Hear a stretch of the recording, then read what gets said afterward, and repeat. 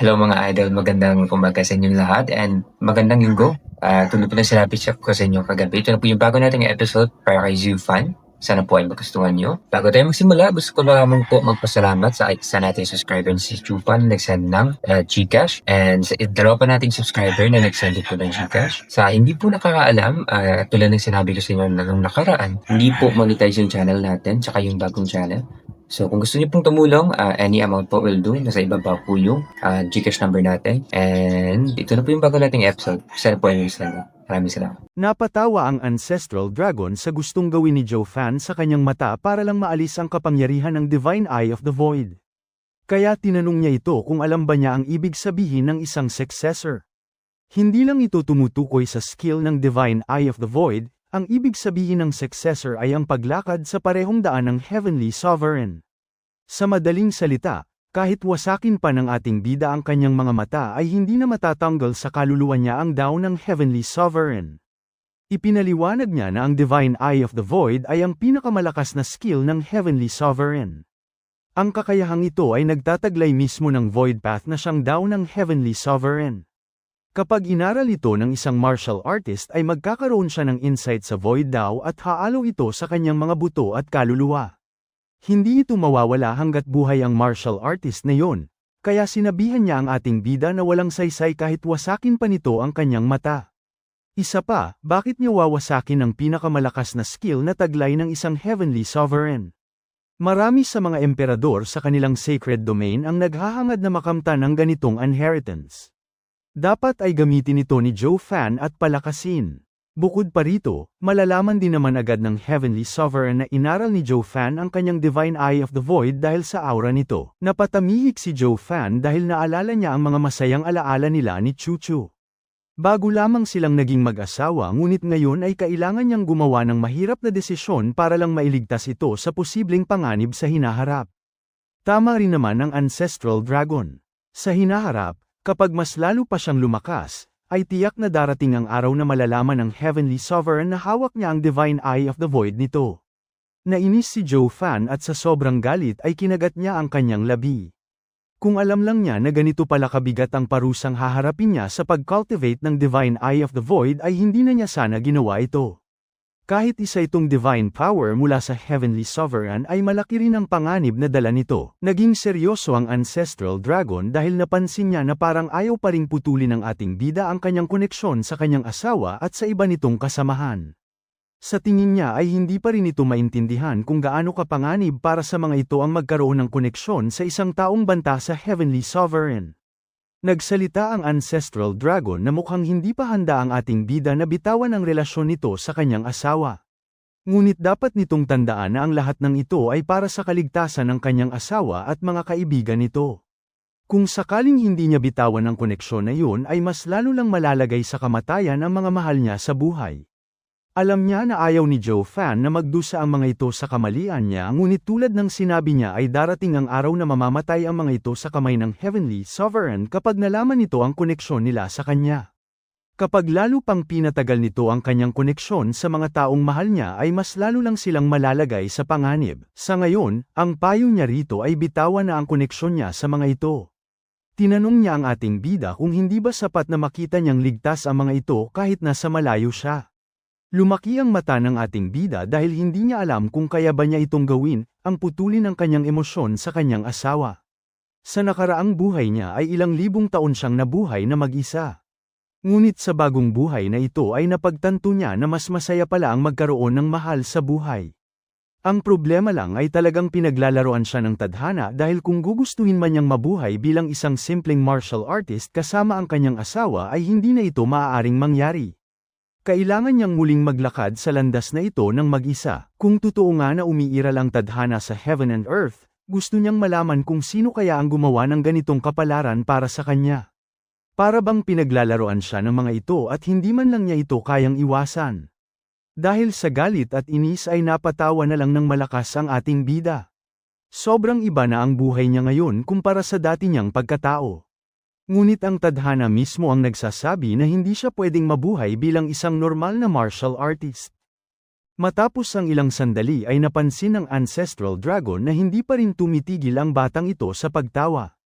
Kaya napagtanto niya kung gaano kahirap para rito na putulin ang kanyang koneksyon sa kanyang mga mahal sa buhay. Ang malala pa ay baka mas lalong mawasak ang Dao Heart ni Joe Fan kapag nagpatuloy ito. Kaya tinawag ng Ancestral Dragon ang atensyon ni Joe Fan at pinayuhan niya ito na huwag maging baliw dahil lang sa pagsubok na ito. Alam niya na iniisip ngayon ni Joe Fan na sobrang halimaw ang Heavenly Sovereign kaya nawalan ito ng pag-asa. Subalit dapat nitong malaman na may paraan pa rin para manalo sila rito. Tulad ng sinabi niya kanina ay malakas ang Heavenly Sovereign ngunit hindi ibig sabihin nito na isa na siyang Supreme Ruler. Tinuro niya ang ating bida at kanyang sinabi na hanggat makikinig ito sa kanyang mga pangaral ay tiyak na darating ang araw na matatalo nilang mga Sacred Beast ang Heavenly Sovereign. Kaya bago nila marating ang araw na yun ay dapat huwag hayaang kainin si Joe Fan ng kanyang emosyon. Ang dapat lang nitong gawin ay makinig sa kanyang mga sasabihin at aralin ang kanyang inheritance tulad ni Yeline. Ito ang pinakatamang landas nila ngayon, ngunit bago pa man matapos ng Ancestral Dragon ang gusto niyang sabihin ay bigla siyang napatigil nang sumabog ang lahat ng kapangyarihan ng 4 na Sacred Beast sa katawan ng ating bida. Dahil sa biglaang pagkawala ng kontrol ni Joe Fan sa kanyang emosyon ay nawala rin ang kontrol niya sa 4 na kapangyarihan ng Sacred Beast. Ang malala pa ay hindi alam ng Ancestral Dragon kung tuluyan na bang natalo si Joe Fan ng kanyang Demon Heart. Sumigaw ng malakas ang Ancestral Dragon na huwag hayaang kainin ng Demon Heart si Joe Fan. Gusto rin niya sana itong lapitan ngunit napansin niya ang sobrang lakas na kapangyarihan mula sa 4 na inheritance ng Sacred Beast. Sa itaas ni Joe Fan ay isa-isang nagsama ang 4 na kapangyarihan ng mga Sacred Beast at nabuo ang isang maitim na apoy. Ang apoy na ito ay naglabas ng sobrang mabagsik na aura at kahit siya ay nakaramdam ng pagkabahala rito. Ngayon lang siya nakakita ng ganitong pagbabago kaya hindi lubos maisip ng Ancestral Dragon kung anong klaseng kapangyarihan nito. Subalit biglang naalala ng Ancestral Dragon ang gustong gawin noon ni Kung Pang, ang pagsamahin ang 5 kapangyarihan ng mga Sacred Beast. Sa ngayon ay ito mismo ang prosesong yun at ang 4 na kapangyarihan ng mga Sacred Beast ay nagbuo ng isang mabagsik na apoy. Tiningnan niya ang ating bida at napansin niya ang mapanirang apoy na pumapalibot sa katawan nito. Ang apoy ay hindi normal, para bang gawa ito mismo sa Primal Chaos kung saan nagmula ang mga Sacred Beast. Ang malala pa ay sobrang unstable nito ngayon at maaari itong magwala anumang oras. Ang pinagtataka rin ng Ancestral Dragon ay sobrang kabaliktaran ng Primal Chaos ang bagsik ng bagong kapangyarihan ni Joe Fan. Ang Primal Chaos ay isang enerhiya na siyang nagbibigay buhay sa lahat, ito ang katangian ng isang Primal Chaos. Ngunit sa ngayon ay nararamdaman niya ang matinding destruction sa bagong kapangyarihan ng ating bida. Kahit siya na matagal nang nabubuhay ay nakaramdam din ng panganib at takot sa bagong kapangyarihan ni Joe Fan. Tiningnan ng Ancestral Dragon ang itim na apoy sa harapan niya at napagtanto niya na mas malakas ito kumpara sa kanyang Golden Flame. Para bang taglay nito ang mapanirang katangian ng Purple Lightning at mabagsik na aura ng Golden Flame. Talagang kakaiba ang kapangyarihang kayang mabuo ng pinagsamang inheritance ng 4 na Sacred Beast. Lumaki ang mata ng Ancestral Dragon dahil ngayon ay napagtanto na niya kung bakit gustong kunin ni Kung Pang ang kapangyarihan nila. Gamit ang ganitong kapangyarihan ay kaya nitong wasakin ang kahit anong bagay, pati na rin ang mga sovereign. Subalit taliwas ito sa instinct ng kapangyarihan nilang mga Sacred Beast, ang layunin ng kanilang power ay mag-dominate. Habang ang bagong kapangyarihang ito ay may katangiang man-ira ng kahit anong bagay. Nagkaroon ng malay si Joe Fan at bigla niyang sinabi na ngayong araw ay isusuko niya ang kanyang koneksyon sa mga taong mahalaga sa kanya. Subalit hindi ibig sabihin nito na hindi siya maghihiganti sa Heavenly Sovereign. Sa ngayon, ang dapat niyang gawin ay magpalakas para umunlad ang kanyang kapangyarihan. Kapag dumating ang araw na sapat na ang kanyang antas ay gagamitin niya ang kanyang bagong kapangyarihan, ang Apocalyptic Thunder Flame, para patayin ang Heavenly Sovereign. Kasabay nito ay walang tigil na nagwawala ang Thunder Flame ng ating bida sa kanyang kanang mata. Mas lalong nakaramdam ng matinding takot ang Ancestral Dragon dahil sa mapanirang aura ng Thunder Flame ni Joe Fan. Tama nga ang sinabi noon sa kanila ni Kung Pang na ang pinagsama nilang kapangyarihan ay higit na nakakatakot. Naniniwala siya na sapat ang kapangyarihang ito para talunin ang 10 sovereign, subalit napansin niya na hindi pa kayang kontrolin ni Joe Fan ang mabagsik na aura ng Thunder Flame. Kahit nakatago ito sa kanyang kanang mata ay may lumalabas pa ring aura nito. Ang problema lang ngayon ay sobrang mahina pa ang antas at katawan ni Joe Fan para ma-handle ang ganito kalakas na kapangyarihan. Hindi nga nito kayang gamitin ang buong potensyal ng kanyang Thunder Flame, pero kahit na incomplete at unstable ang Thunder Flame ay aminado pa rin siya na mas malakas ito sa kanyang apoy at sa Purple Lightning ng Thunder ang Phoenix. Dahil dito ay hindi niya lubos maisip kung gaano pa kalakas ang tunay na kapangyarihan ng Thunder Flame kapag tuluyan itong makontrol ni Joe Fan at magamit ang buong potensyal nito.